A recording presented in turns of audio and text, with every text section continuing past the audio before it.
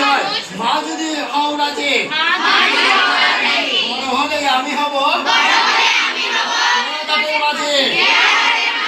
দেখেছেন লেখক কি চিন্তা করছেন? বলছে মা তুমি যদি রাজি হও তাহলে আমি কি হব?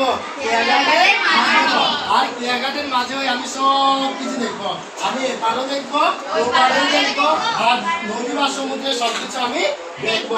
দেখো লেখকের কি সুন্দর স্বপ্ন, লেখকের একটা কি সুন্দর স্বপ্ন। এবার আসি, শুনেছি ওর ভিতর দিকে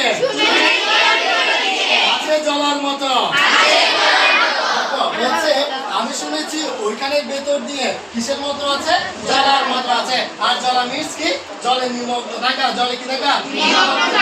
মনে রাখবেন আমরা যখন এখান থেকে আরেক পারে যাই, কর্ণফুলী ব্রিজ আছে না, আমাদের কর্ণফুলী নদী আছে না, কর্ণফুলী দেখা যাচ্ছে কোনো পানিদানি নাই, তোমার রাস্তা রাস্তা।